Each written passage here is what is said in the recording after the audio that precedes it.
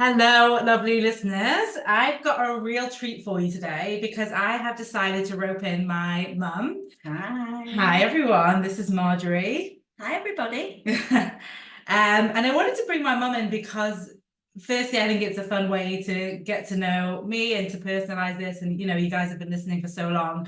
I really appreciate you being here.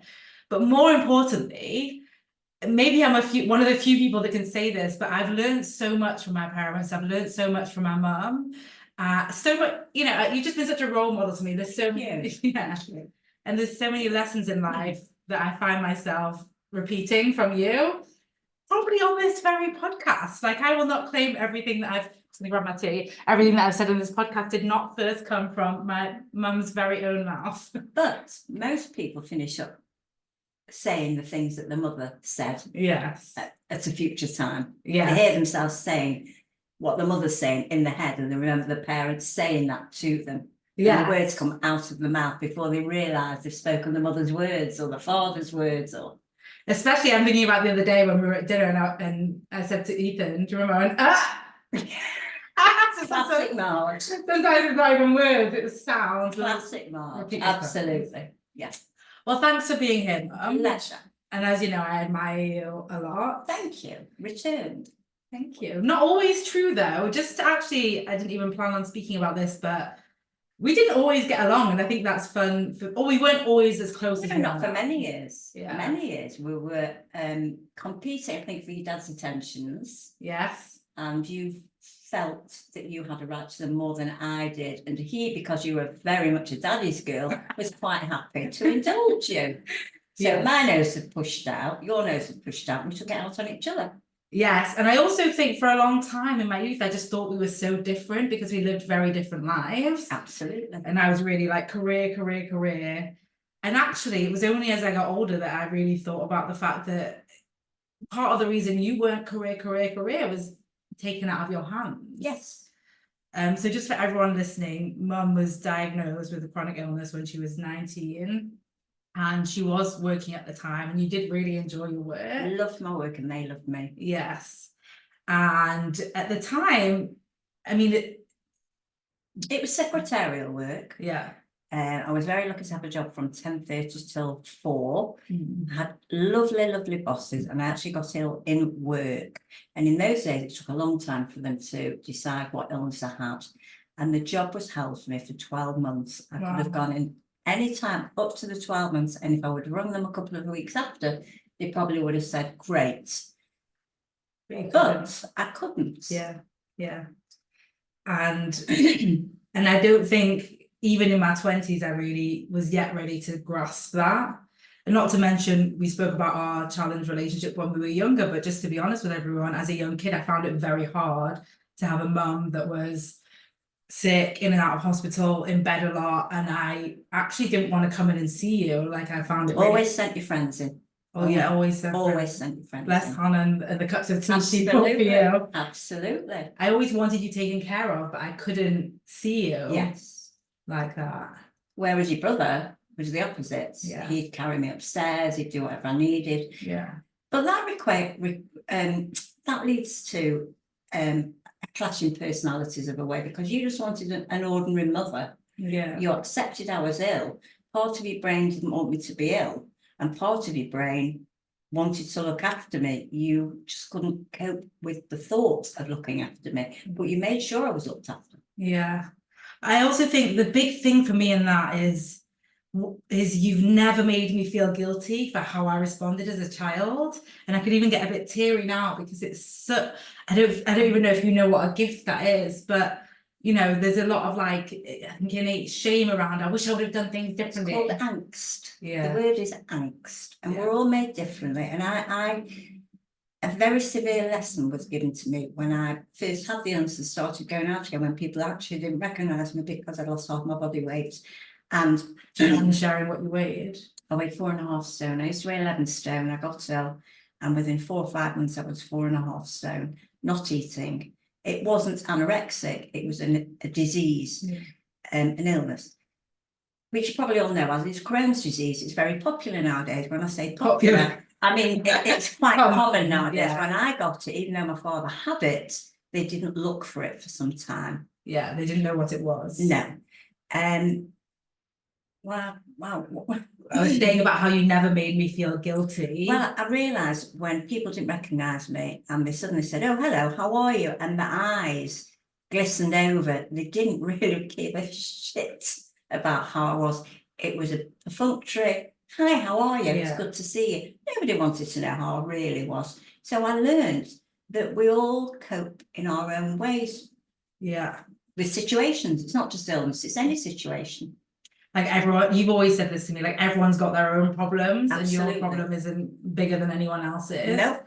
And if we all put our problems, this is the proper Marge wisdom here. If we all put our problems in a bag, we would pick our same ones back. 100%. Yeah. Which 100%. for me has provided me with a lot of relief Good. through struggle. Is Good. like, and I can handle this, and this, you know, this isn't like, this is mine. I don't believe anybody is given things in life that they can't handle. Yeah. That's passed to somebody else who can handle it Yeah. better than you can. Yeah. Well, I just want to say, I think it's a huge thing. It's probably one of the most loving things that you've done for me, to not allow even an inch, like even sometimes over the years I've said something, I'm sorry, or that, or I shouldn't have, or I wish, or if I could change, and your response is always like, no, you did what you did was best and it was fine. You are a single entity, you're a human being. And I learned that when my mother tried to tell me that babies are born and you mould them You into the make them. personality that you want. And I knew that wasn't true. Sorry, that's I absolutely knew that wasn't true. Mm. And so I let both my children be who they were Yeah. without I tried very hard not to give the emotional blackmail side of it. Yes. I'm sure I did at times, because we're all human, we all make mistakes and but I have two very different children, not the fact that you're boy and a girl, two very different children. And one of the things was because I was a stay-at-home mum, and my husband was in those days, he was the breadwinner, I was the homemaker, and they were our roles. And I tried to make my children fall into that role, because my son started working quite young at 16. He dropped out of school, yeah. And Vicky was still studying. But when we had a meal, I still expected Vicky to get up from the table and clear it. It never occurred to me to ask Adam. Now, whether that was because he was working or because he was a boy. Well, I started to ask don't him. know. You questioned it at a very early age, but I still ignored you and did what I carried on doing. Yeah. You know. Yeah, I did. Whereas I now, questioned it, yeah. now it's ask normal. him before you. Well, now all of us, I think You all looking. this is a great example for everybody listening of like, can I affect change or anything? I think you can, and maybe not on your timeline, but Yes. exactly as you said, what you taught me is like change without judgment. So I was questioning, I was asking, I was expressing my frustrations, and I had safety to do all of that. But I wasn't going to get my way just because I had a different view. And you know, you guys used to joke and tease me a little bit about my woke views. And yet we did see that change start to happen, something unraveled. Yes. But it wasn't again on my timeline. So I do love that, you know, encouraging kids to be part of conversation, encouraging conversations around you, encouraging differences instead of saying, this isn't my house, or I'm not. It was never like, I'm a parent, you're a child. Yeah. I'm right, you're wrong. Because I was always given the answer why. I used to say why, and I was told because I said so. And I really feel that children are entitled to an answer. Yeah. If you have one, if you haven't one, you can say to the children, I haven't got an answer as to why, but this is the way I want it doing. Yeah. And I feel that I want you to do it that way. Yeah. And I hope everyone is taking from this, like, to me, you were such an amazing parent, not because we always got along, not because there weren't screaming matches, not because you didn't, you know, pick me up from Leeds when I lied to you about being there and embarrass me, or pick me up from town and embarrass me, or not because there weren't those moments, but because there was safety to speak.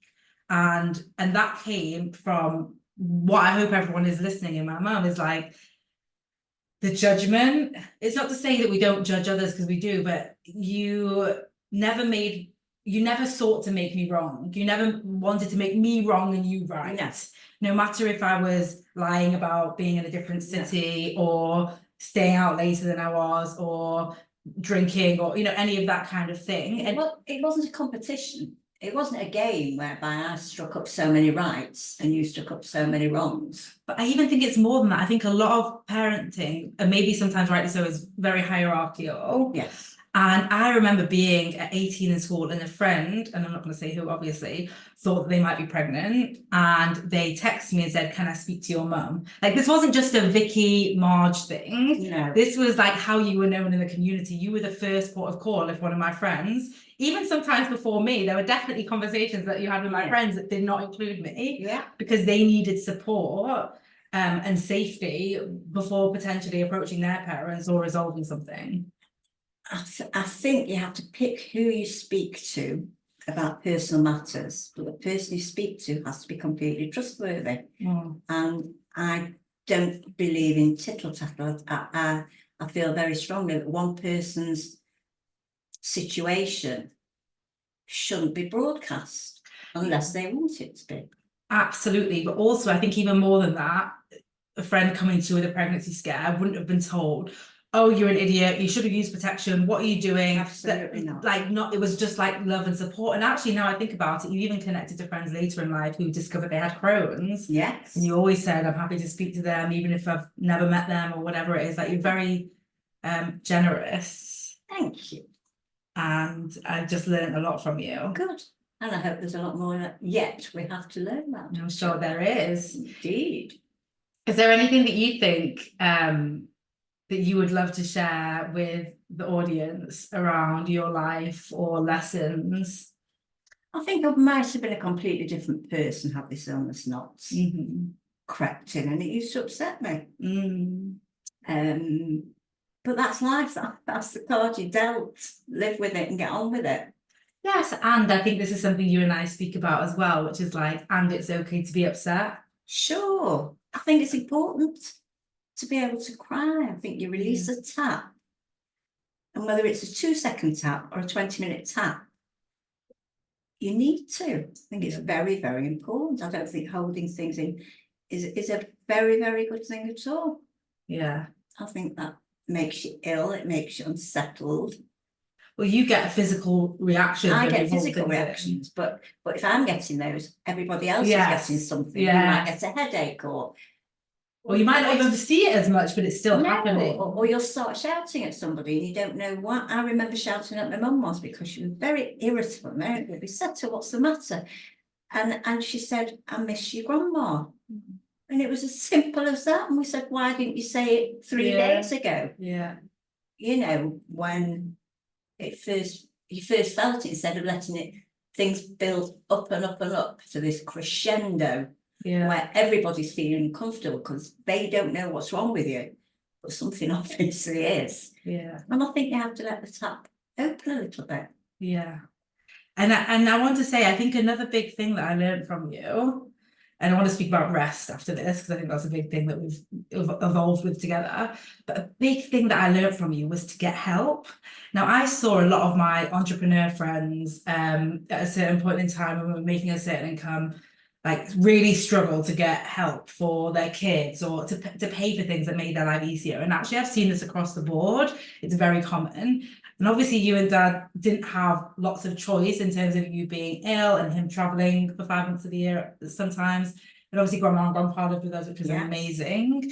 But one of the things that I never have shame about is getting help. And I see it everywhere. I see it in clients that don't want to join Time Hackers because they don't want to spend money on themselves.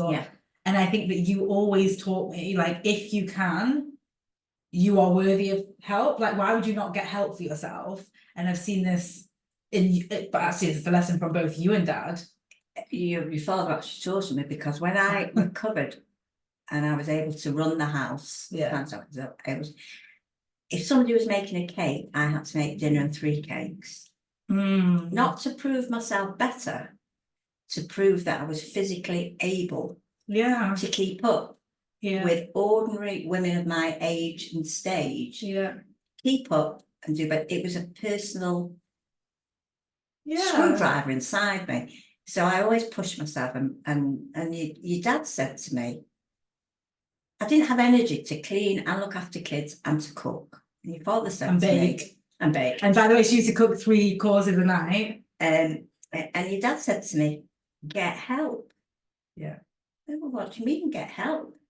Get a cleaner, get a housekeeper, get babysitters, get whatever Au you pairs, need. Au pairs I had. And you know something, it made my life a lot easier. I didn't have to rush in the mornings. That gave me Time to rest. very needed time to sort myself out in the morning before I took you to school. And it gave me the freedom to do what I wanted and live how I wanted at an age span, sort of from 30s to 45, where you do want to do what you want to do. You know, sort of be pushing 50 already, you think, aye, I'm on the other side already, when in actual fact you're not. But in that moment, in that 15 years, you feel like time is starting to run away from you. I mean, I'm in that window. But if you can help so that you have the freedom to do what you want, whether it's working, whether it's spending time with your child, whether it's lying in bed, you have to find a way to give yourself these freedoms, mentally and physically, and wherever it is that you are, right? Like, so I think that it was such an easy. I remember one of my friends getting an au pair. She's got 3 kids. And she called me, she's like, I feel so guilty around it. I've got so much shame around like this indulgence of an au pair, which by the way, an au pair is way more affordable than nursery these days. But then I had one baby, you know, and I decided to get an au pair when Giddy was traveling for a few months. And it was like, to society, maybe extreme, you don't need help, you've got your parents around the corner, he's in nursery. But I wanted that extra support, and it meant that I wasn't, you know, running off steam. It meant that I wasn't resentful, and I just really enjoyed our time together. And I learned that from you. When you have a child, it's 24/7 responsibility, whether you are physically with your child or not. It's when I used to go away with your dad, on the odd occasions that I did, and I left grandma with you, and I made sure she had help, and she had an au pair, and she had a cleaner, and she had somebody to do rotors, and she had somebody to do the. She used to say to me, I'm exhausted from the mental responsibility, not the physical. Yeah. You know, we all love playing with grandchildren. We all love doing for our children. It's the mental responsibility, which you cannot count in hours, count in pain, count in exhaustion. It's there from the minute you give birth, and it never stops. I was a married woman with 2 children, running a house, and I would still climb on my mum's knee and have a cuddle. And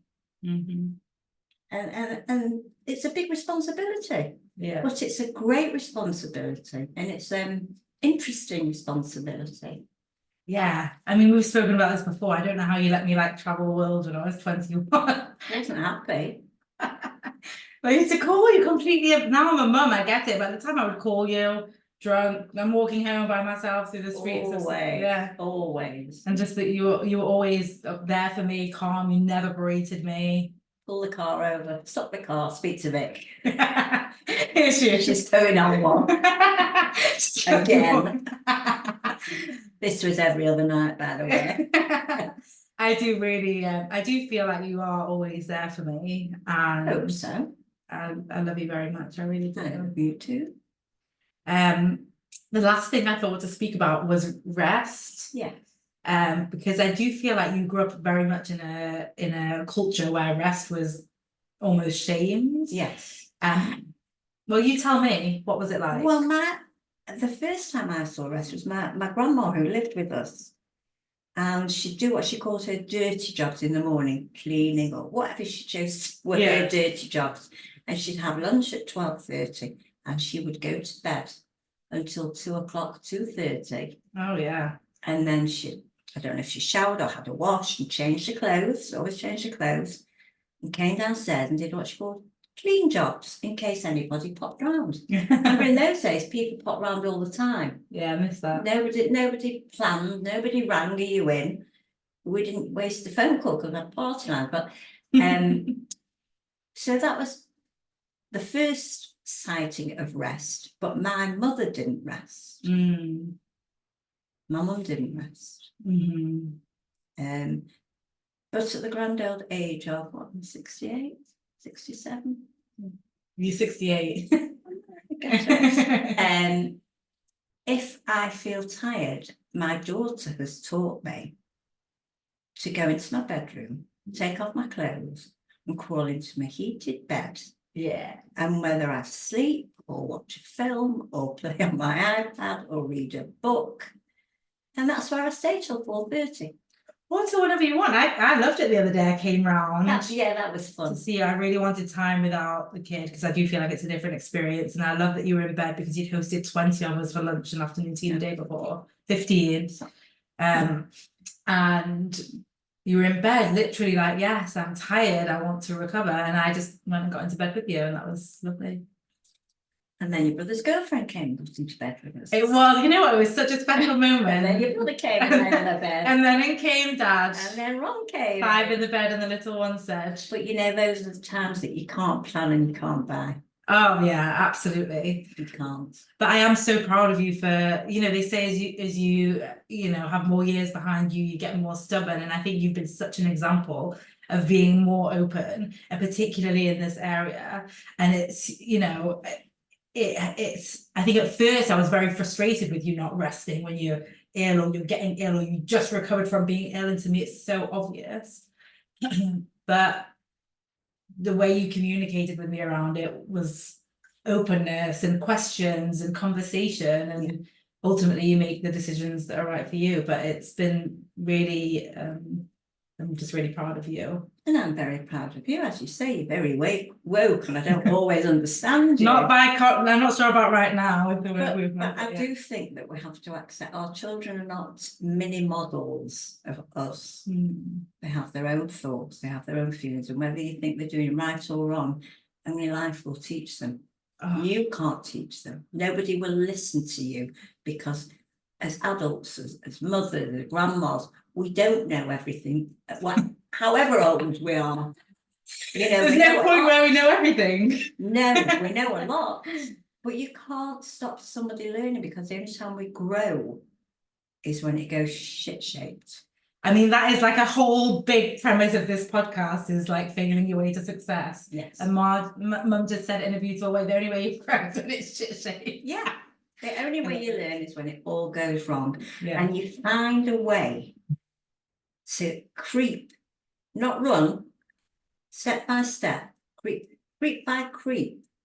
You find your way out of these situations. It doesn't happen miraculously. Yeah. Nobody's waved a magic wand and said, whoopsie-doo, do this, that, and the other. It just happens slowly. And you have to follow your instinct. Instinct is the most wonderful feeling of all your senses and all your feelings. Gut instinct. I go a lot on gut instinct.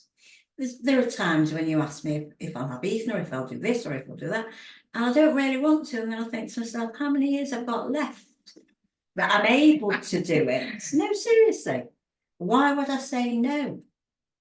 You know, that time you and Dad were in the park and you rang me and said, why don't you join us? Yes. And I said, no, I'm doing something else. And I just turned into the house and I thought, why? What are you doing that's so important? Yeah. That you haven't got half an hour or 45 minutes to spend outdoors with your child and grandchild and husband and dogs. The whole gang. And you know what? It was cute. the best 40 minutes I spent. Yeah, it was so cute. It was a nice surprise to see you there. So sometimes don't overthink things. Go with your gut instinct. Yeah. But I think it's also very powerful what you did there in terms of how you made the decision. I think it's something that I do as well, is step out of the current moment when our brains are wired for like comfort and going at home, and think about like what do I actually value? Yes. And what would I wish I'd done at the end of the day today? Exactly. And that's really powerful. Exactly. I would have been very sorry if I hadn't have done it.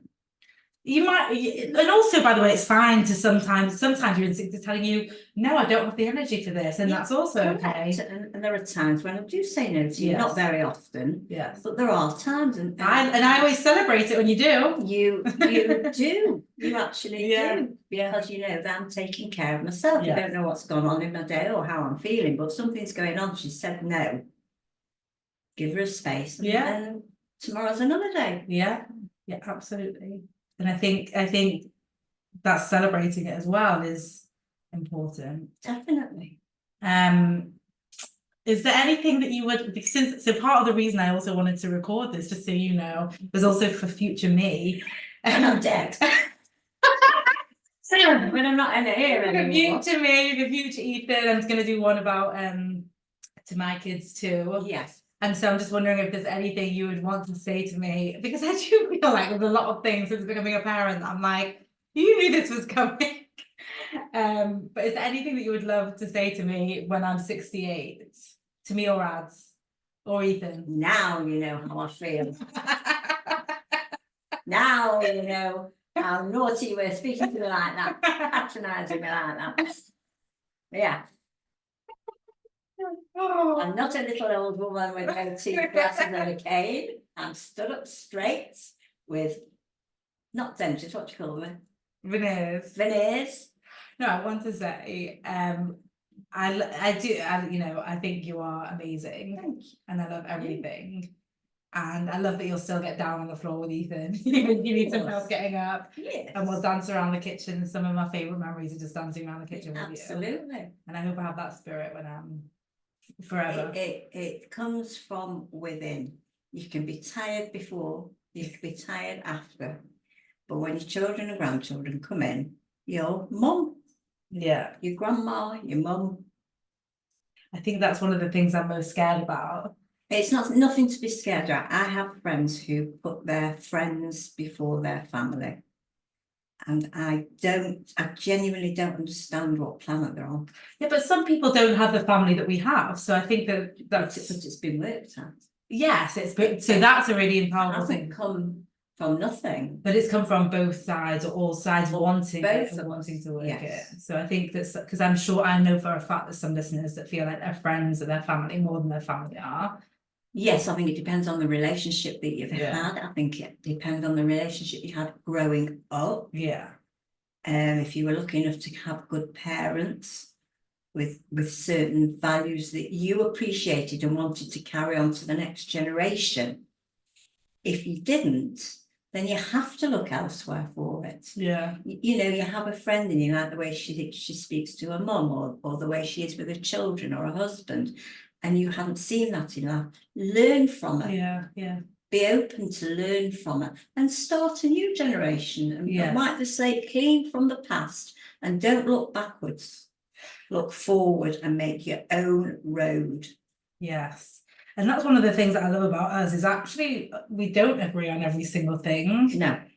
Even certain things and how I'm raising Ethan, or absolutely, you know, quite different. I remember you saying you're quite structured with us, and I'm like very much the opposite. But that's what I mean. I feel like those great relationships aren't because you agree on everything, they're because you allow the other person to be themselves.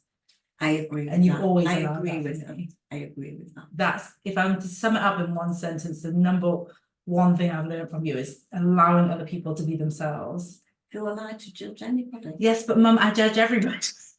Who are we to judge anybody? No, you're absolutely right, Yeah. but you say it so simply, and I don't even know if I can convey it enough on the podcast, this skill that you have that's created so much safety for me to share things, you know, that...